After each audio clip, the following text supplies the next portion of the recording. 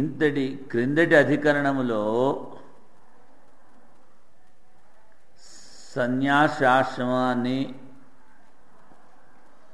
విధించారు. తరువాత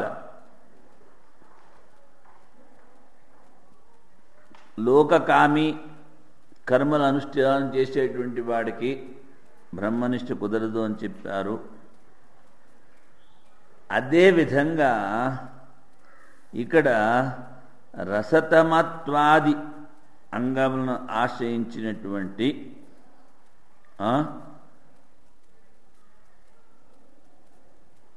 ఇయమేవ జుహురాదిత్య, ఇవి స్తుతి మాత్రములా లేకపోతే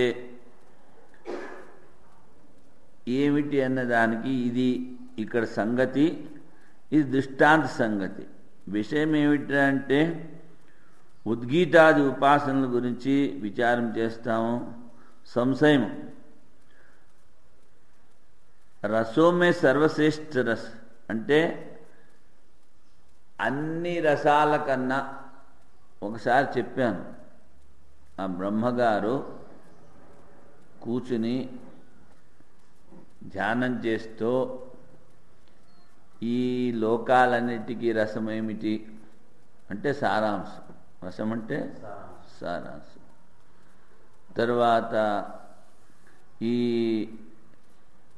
లోకాలు భూర్భువస్వ అని తెలుసుకున్నాడు. తర్వాత ఏమో వీటికి సారాంశం ఏమిటి, వేదాల్లోకి సారాంశం ఏమిటి, అవి ఆయువు. మళ్ళీ వాటికి సారాంశం ఏమిటి అంటే ఓంకారం. అదేవిధంగా ఈ పృథివీని ఇంకొకసారి అష్టమరసము అని ఇంకొకసారి చెప్పారు. అందుకని ఆ విషయం గురించి ఇక్కడ ఆలోచిస్తున్నాడు. सर्वश्रेष्ठ रस यह जो अष्टम उद्गीत है, ఎనిమిదవ అంటే ఒకదాని తర్వాత ఒకదాని దీని సారం ఏమిటి దీని సారం ఏమిటి అని తెలుసుకుంటూ ఎనిమిదవ రసము ప్రణవం అని చెప్పచ్చు, లేకపోతే ఉద్గీత అని చెప్పచ్చు. ప్రణవన్నా ఉద్గీతన్నా ఒకటి. ఉద్గీత ఉపాసన కర్మాంగ ఉద్గీత అని స్తుతి చేశారు కదా. లేకపోతే ఇక్కడ కేవలము గుణ విధానమా అన్నది సంశయము. పూర్వపక్ష అంటాడు ఏమేవ జుహురాదిత్య కూర్మ స్వర్గో లోక ఆహవనీయ. ఈ జుహుపాత్ర ఉందే ఇదే ఆదిత్యం, ఇదే కూర్మము. ఈ ఆహవనీయమే స్వర్గం, ఆహవనీయ అగ్ని అన్న వాక్యం ద్వారా ఈ జుహుస్థుతి జుహుపాత్ర యొక్క స్థుతి చేశారు. రసతమాత్వాది వాక్యములు కూడా కర్మాంగమైనటువంటి ఉద్గీత స్థుతి అని ఎందుకు చెప్పకూడదు పూర్వపక్షి? కర్మాంగము అంటే క్రితంసారి మనం చెప్పుకున్నాం, ఉద్గీతకి 5 అవయవాలు, అందులో ఒక అవయవము ఓంకారము. ఆ ఓంకార అవయవుని ప్రాణదృష్టితో ఉపాసన చెయ్యాలి అని చెప్పారు. అది కర్మాంగ ఉపాసన, కర్మమునకు అంగముగా ఉన్నటువంటి ఉపాసన. దాన్ని మళ్ళీ ఇక్కడ చెప్తున్నాడు. సిద్ధాంత అంటాడు ఇవి రెండూ కూడా, నువ్వు చెప్పినవి రెండూ కూడా భిన్న ప్రకరణాలు.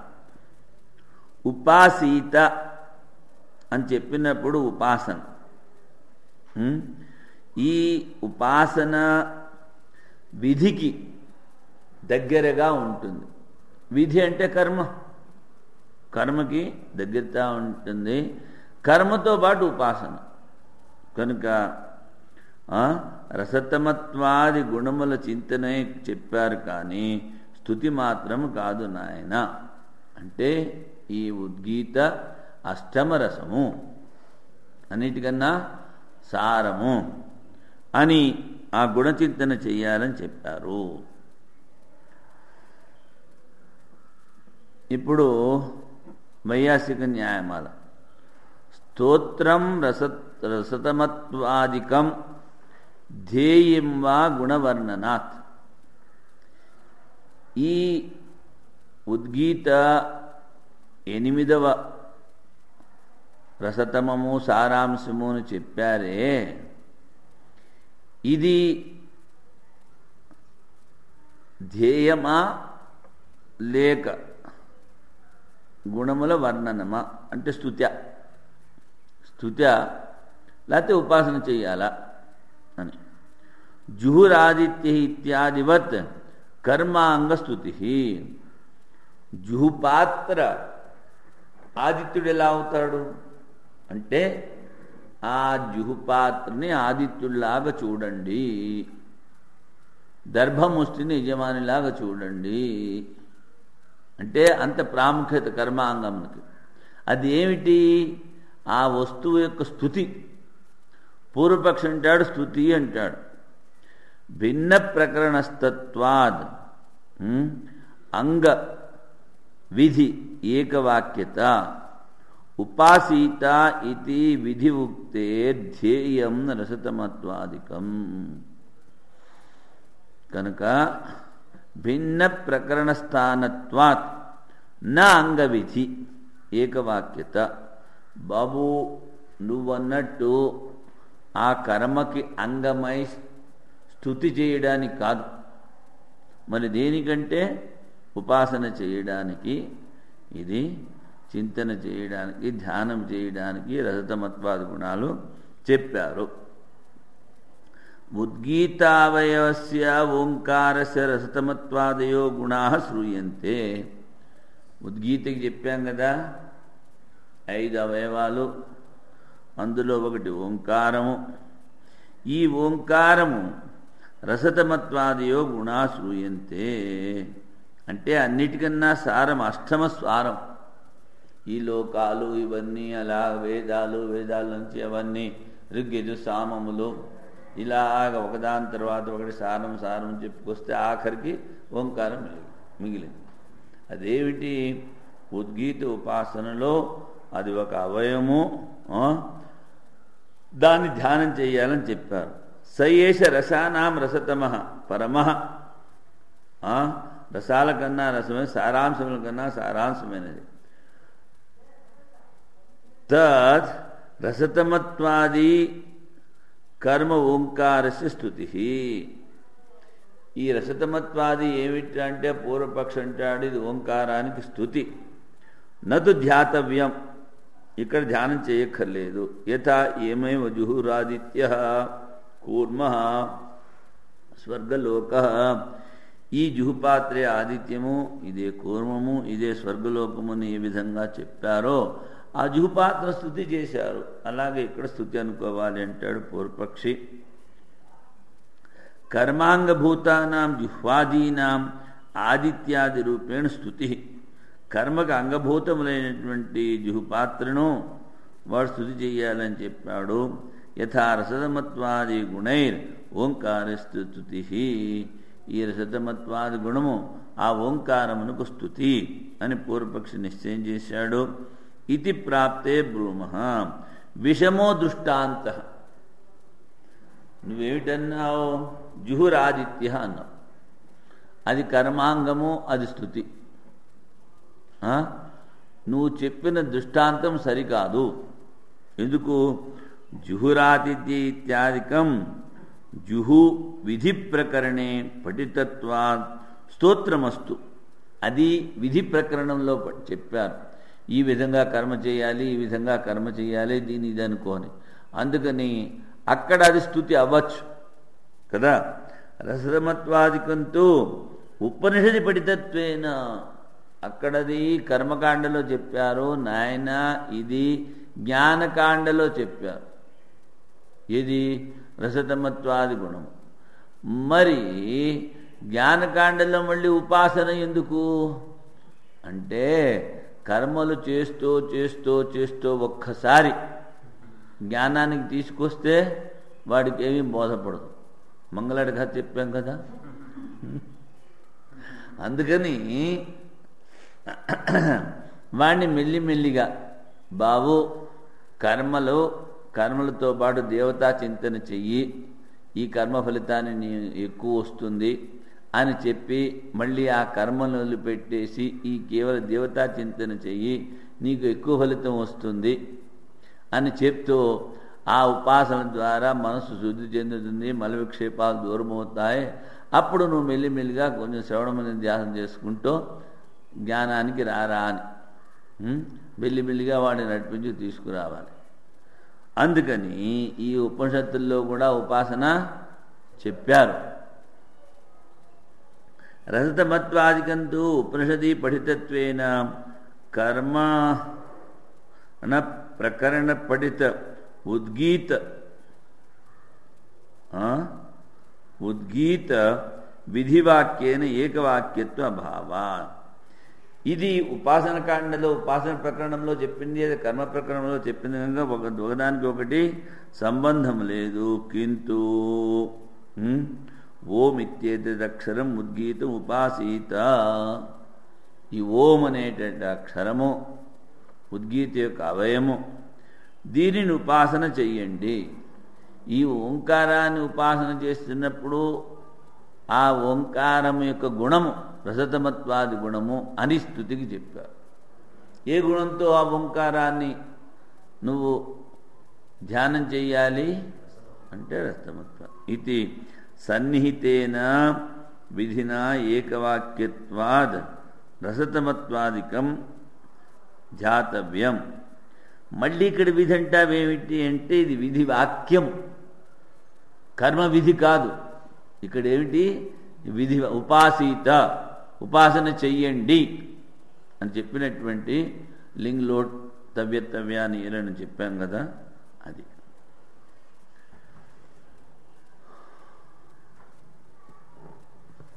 దీనికి సూత్రం ఏమి లేదా?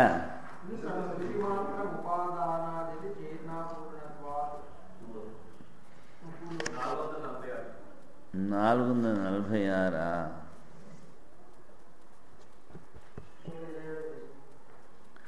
స్తుతి మాత్రం ఉపాదానాదితి చేన్న అపూర్వత్వాత్. స్తుతి మాత్రం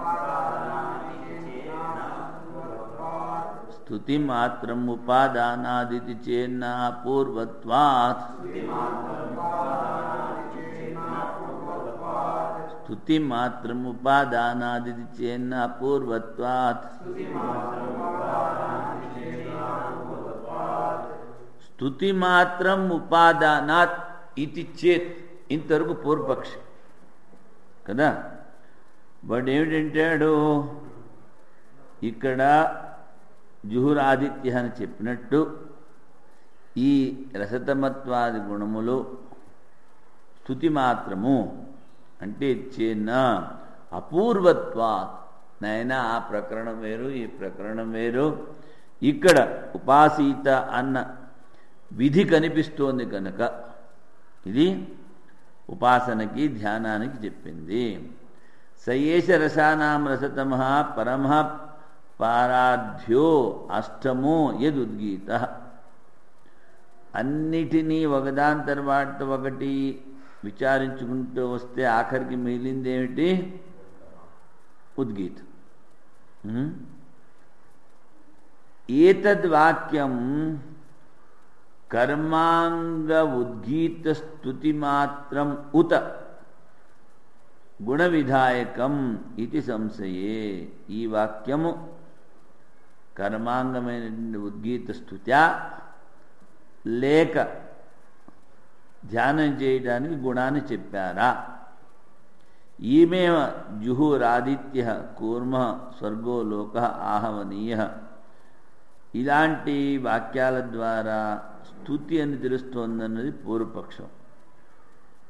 జుహుఆది స్తుతి వద్ రసతమత్వాది వాక్యం సర్వమపి కర్మాంగం. ఈ రసతమత్వాది కూడా అన్ని కూడా కర్మాంగంలో ఉంటాడు.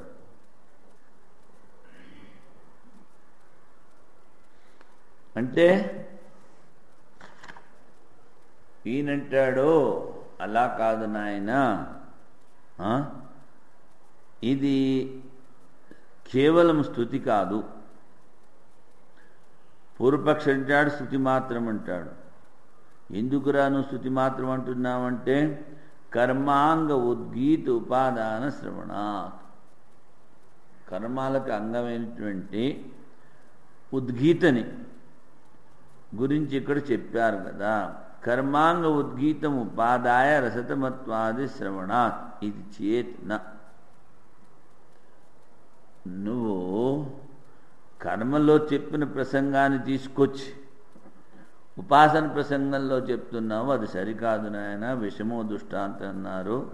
అందుకని స్తుతి మాత్ర పరత్వాత్ అంటే సరికాదు. మరి గుణ విధాయకం, గుణాన్ని చెప్తోంది. ఏమిటి గుణం అంటే ఉద్గీత ఉపాసనలో రసతమత్వాది గుణములు ఇంకొక ప్రమాణం ద్వారా ప్రాప్తం. ఉద్గీత ఉపాసనలో ఈ రసతమత్వాది గుణములు చెప్పారే, అవి ఇంకో ఏమిటది? ఇక్కడ విధి ఉపాసీత అని విధి చెప్పారు కనుక దేన్ని ఓంకారాన్ని ఉపాసన చేయాలి. ఆ ఓంకారాన్ని ఏ గుణంతో ఉపాసన చేయాలి? రసతమత్వాది గుణములతో ఉపాసన చేయాలి. అందుకని ఇక్కడ స్తుతి కాదు గుణచింతన్. శివుణ్ణి ధ్యానం చెయ్యాలి అంటే నెత్తి మీద గంగ ఉంది, పక్కన పార్వతీదేవి ఉంది, అటు పక్కన గణేశుడు, ఇటు పక్కన షణ్ముఖుడు, ఆయన నెత్తి మీద సర్పాలు ఉన్నాయి, చంద్రుడు ఉన్నాడు, వ్యాగాంబరం కట్టుకున్నాడు, త్రిశూలం ఉంది. ఇలాంటివన్నీ కలిపి అంటే ఇవన్నీ ఏమిటి? గుణాలు. ధ్యానానికి తోడ్పడేటువంటి గుణాలు. అలాగే బాబు ఇక్కడ కూడాను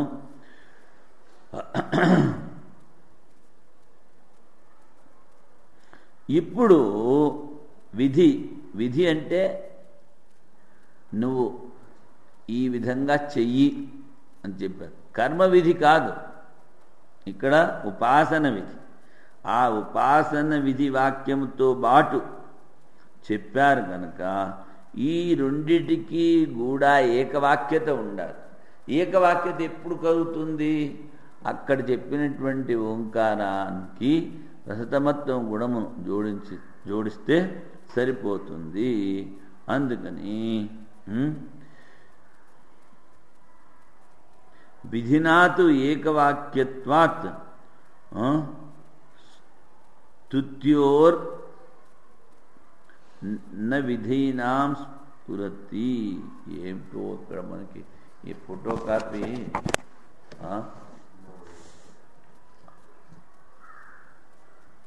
విధినాతు ఏకవాక్యత్వాత్ స్తుత్యోర్న విధీనాం స్ఫురతి. ఇక్కడ విధినాతు ఏకవాక్యత్వాత్ స్తుత్యోర్న విధీనాం స్యు అంటే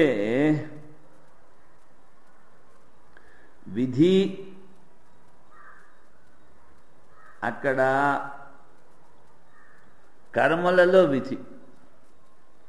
ఈ జుహుపాత్రని సూర్యుడు అనుకోండి అన్నారు కనుక అక్కడేమిటి? అది స్తుతిపరకం. సూర్యుడు ఆ పాత్రలోకి దిగి వస్తాడా? రాడు. ఆ విధంగా ఇంకొకటి చెప్పాం మనం, దర్భముష్టి యజమానుడు అన్నాడు.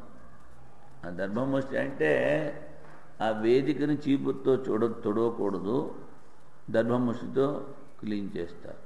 అందుకని దాన్ని యజమానుని చూసినట్టు చూడాలి. అదేమిటి?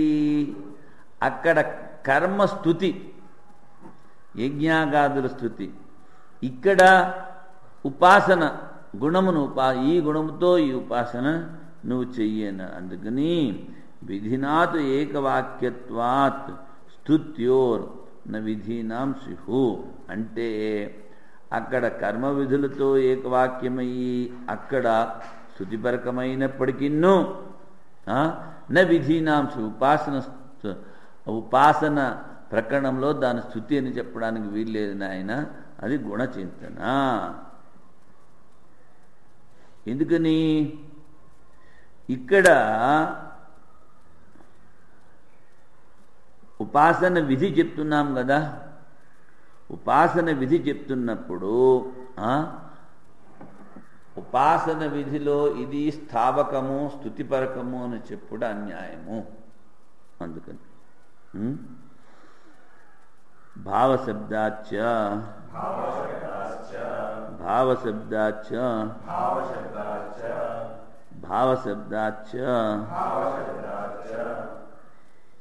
ఈ భావము అంటే విధి. ఉద్గీతముపాసీత ఇదేమిటి మనం విధి అంటాము అంటే విధి వాక్యం. ఈ వాక్యము ఇలాగ చెయ్యమని చెప్తూ ఉంది. ఇక్కడ ఉపాసన ప్రకరణం. కర్మకాండలో కూడా విధి వాక్యాలు ఉన్నాయి. దద్నా జుహోతి ఇంద్రియ కామ. ఆ జుహోతి అన్నది ఏమిటి? విధి. అలాగే ఇక్కడ ఉపాసీత అన్నారు. ఉపాసీత అన్నప్పుడు ధ్యాన విధి. దేన్ని ధ్యానం చెయ్యాలి? ఓంకారానికి అంగమైన ఉద్గీతకి అంగమైనటువంటి ఓంకారాన్ని చెయ్యాలి కదా. ఉపాసన ప్రకరణము అక్కడ విధే, ఇక్కడ విధే. ఇక్కడ ఉపాసన విధి, అక్కడ కర్మ విధి. అందుకని ఈ ఉపాసన విధిలో చెప్పబడినటువంటిది గుణచింతనకి. భావశబ్దాచ, భావశబ్దం అంటే విధి, విధి భావం ఉన్నట్టు మూలన సామోపాసీత, సామని ఉపాసన చెయ్యండి ఇత్యాది విస్పష్ట విధి శబ్దవాచ్య శబ్దాత్ ఇలాంటి ఉపాసీత అన్నటువంటి స్పష్టమైనటువంటి విధి శబ్దాలు ఉన్నాయి. ప్రతి ప్రకరణం ఆపైతాహ వై కామానాం భవతి అని చెప్పారు. ఈ విధంగా కనుక నువ్వు ఉపాసన చేసినట్లయితే అందులో ఏ విధమైనటువంటి కోరికలు చెప్పారో అవి నువ్వు పొందుతావు. ఆపైతాహ వై కామానాం భవతి. ఆపైత అంటే పొందుతాడు. ఏమిటి పొందుతాడు? కోరికలు. ఇత్యాదిన ఫలశ్రవణాచ స్తుతిమాత్ర ప్రయోజనత్వే సర్వం వ్యాహన్యేత. నువ్వు కేవలం స్తుతి అన్నావు అనుకో, ఇది కర్మకాండకి చెప్పినట్టుగా ఇది స్తుతి అన్నావు అనుకో, ఓంకారం ఉద్గీతం ఉపాసీత అని చెప్పినప్పుడు అది ఈ ప్రకరణం వాడు ఏదైతే చెప్తున్నాడో అదంతా వ్యర్థం అవుతుంది. ఎందుకని? ఉపాసన చెప్పాడు, ఉపాసన చెప్పిన ఫలశ్రుతి చెప్పాడు కదా, ఇదంతా వ్యర్థం అవుతుంది. అందుకని ఇది స్తుతిపరకము కాదు, ధ్యానపరకము, ఉపాసీన పరకము. నువ్వు చెప్పిన దృష్టాంతము కర్మకాండలోనిది, ఈ ప్రసంగము ఉపాసన కాండలోనిది. రెండిటికి తేడా ఉంది బాబు.